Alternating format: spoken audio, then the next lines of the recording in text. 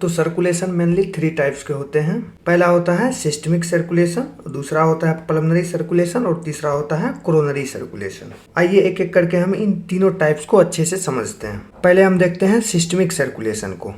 ये आपके सामने ब्लड सर्कुलेशन का डायग्राम है। ऊपर वाले पार्ट को पल्मोनरी सर्कुलेशन कहते हैं और यहाँ नीचे वाले पार्ट को सिस्टमिक सर्कुलेशन कहते हैं। आप याद रखेंगे सिस्टमिक सर्कुलेशन में आपके लंग्स का कोई रोल नहीं होता है। सिस्टमिक सर्कुलेशन आपके लेफ्ट अट्रियम यहाँ से स्टार्ट होती है और थ्रू अरोटा ये ऑक्सीजनेटेड ब्लड आपके बॉडी में जाता है। बॉडी टिश्यूज से मिलते हैं, फिर बॉडी टिश्यूज में मिलने के बाद ये ब्लड डीऑक्सीजनेटेड हो जाते हैं, अशुद्ध हो जाते हैं और फिर ये डीऑक्सीजनेटेड ब्लड कैपिलरी होते हुए आपके वेन्स में आते हैं और फिर आपके राइट अट्रियम में चले जाते हैं। तो ये पूरा सर्कल है आपके सिस्टमिक सर्कुलेशन का। इसमें लंग्स का कोई रोल नहीं होता है, आप ये याद रखेंगे। सिस्टमिक सर्कुलेशन में जो ऑक्सीजनेटेड ब्लड का पाथवे होता है, मार्ग होता है, ये यहाँ आपको दिखाया गया है। ऑक्सीजनेटेड ब्लड आपका लेफ्ट वेंट्रिकल से पंप होता है बॉडी के लिए और पहले ये अरोटा में जाता है, अरोटा से आर्टरीज में जाता है। अरोटा एक ब्लड वेसल्स है जिसका पार्ट है आर्टरीज और आर्टरीज के स्मॉलेस्ट पार्ट को, सबसे छोटे पार्ट को आर्ट्रियोल्स बोलते हैं। तो आर्ट्रियोल्स होते हुए ये कैपिलरी में इन करता है और कैपिलरी के पास ब्लड आपके बॉडी टिश्यू से मिलते हैं। तो ये आपके ऑक्सीजनेटेड ब्लड का पाथवे था। अब हम डीऑक्सीजनेटेड ब्लड का पाथवे देखते हैं। जब ऑक्सीजनेटेड ब्लड बॉडी के टिश्यूज से मिलते हैं तो वो ब्लड डीऑक्सीजनेटेड हो जाते हैं, अशुद्ध हो जाते हैं। फिर वो डीऑक्सीजनेटेड ब्लड थ्रू कैपिलरी जो ब्लड वेसल्स और बॉडी टिश्यूज को कनेक्ट करता है उसके थ्रू वेन्यूल्स में आते हैं। वेन्यूल्स वेन्स का एक पार्ट है जो एक ब्लड वेसल्स है और डीऑक्सीजनेटेड ब्लड को कैरी करता है। वेन्स के ही छोटे पार्ट को वेन्यूल्स बोलते हैं और वेन्यूल्स के बेसिकली 2 टाइप होते हैं। एक होता है आपका सुपेरियर वेना कावा और एक होता है आपका इंफेरियर वेना कावा जो आपके राइट अट्रियम से जुड़ा हुआ होता है। तो इस 2 ब्लड वेसल्स के थ्रू आपका डीऑक्सीजनेटेड ब्लड वापस आपके राइट अट्रियम में आ जाता है। तो इस पाथवेज से भी क्वेश्चंस पूछे जाते हैं। मैं आपको एक बार फिर से हार्ट के डायग्राम के थ्रू समझा देता हूं अच्छे से। ये आपका लेफ्ट वेंट्रिकल है, यहाँ से आपका सिस्टमिक सर्कुलेशन का जर्नी स्टार्ट होता है। लेफ्ट वेंट्रिकल आपके ऑक्सीजनेटेड ब्लड को थ्रू अरोटा होते हुए पंप करता है आपके बॉडी में। अरोटा से जो ब्लड वेसल्स निकलते हैं उसे आर्टरीज कहते हैं।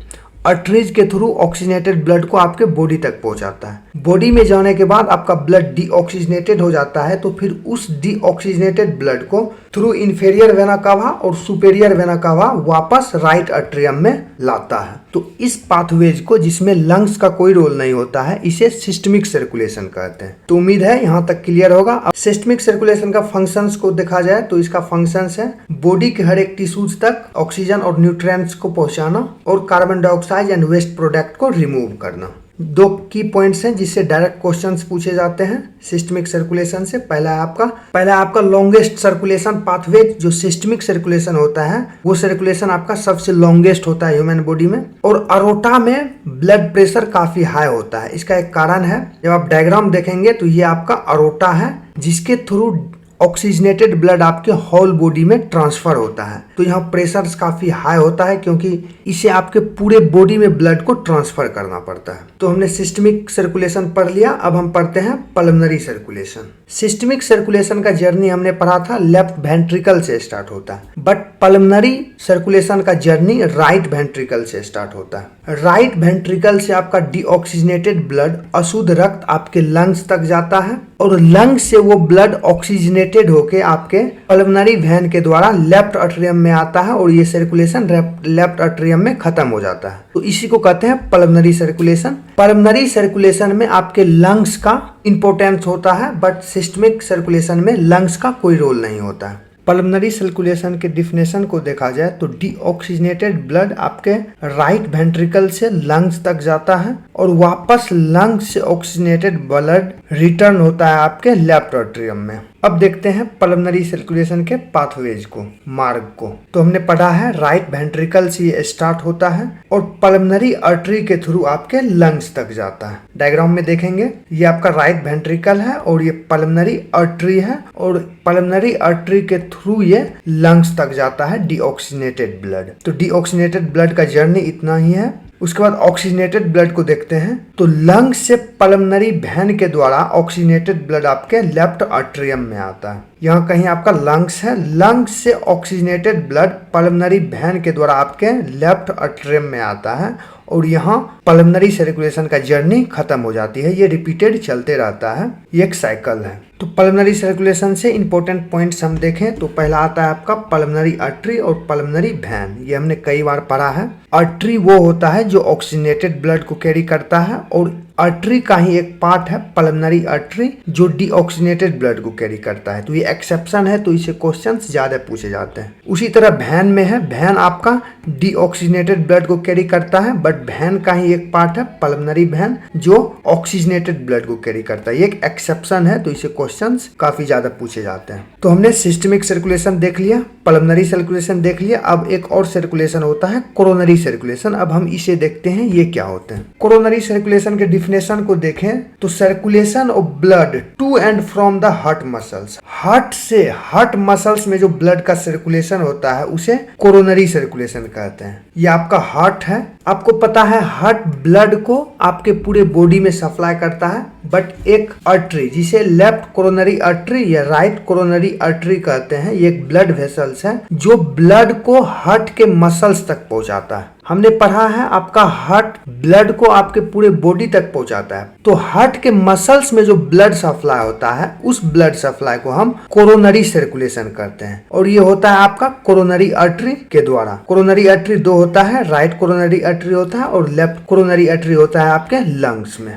ऑक्सीजनेटेड ब्लड के पाथवेज को देखें तो अरोटा से आपका कोरोनरी आर्टरीज में आता है और फिर हार्ट मसल्स में जाता है। और फिर डीऑक्सीजनेटेड ब्लड के पाथवेज को देखें, जब हार्ट मसल्स में जाता है तो ये फिर ब्लड डीऑक्सीजनेटेड हो जाता है, अशुद्ध हो जाता है, तो कोरोनरी वेन के द्वारा आपके कोरोनरी साइनस में जाता है। ये भी एक ब्लड वेसल से जो हार्ट में पाया जाता है और ये डीऑक्सीजनेटेड ब्लड कैरी करता है और फिर ये राइट आर्टरियम में चले जाता है डीऑक्सीजनेटेड ब्लड। तो इस सर्कुलेशन का फंक्शंस है ऑक्सीजन एंड न्यूट्रिएंट सप्लाई करता है हार्ट के मसल्स को और हार्ट के जो टिश्यूज होते हैं जिसे कार्डियक टिश्यूज कहते हैं उससे वेस्ट प्रोडक्ट को भी रिमूव करता है। अब कोरोनरी आर्टरीज से रिलेटेड कुछ की पॉइंट्स देख लेते हैं। तो पहला आपका मायोकार्डियल इन्फ्रैक्शन जिसे हार्ट अटैक भी कहते हैं, ये पूछा जाएगा आपको किस कारण से होता है। तो ये जो कोरोनरी आर्टरीज होती है जिससे ऑक्सीजनेटेड ब्लड आपके हार्ट के मसल्स तक जाता है, जब इसका ब्लॉकेज हो जाता है, इसमें कुछ बाधा आ जाती है, रुकावट आ जाती है, तो उस कारण से आपका हार्ट अटैक आता है जिसको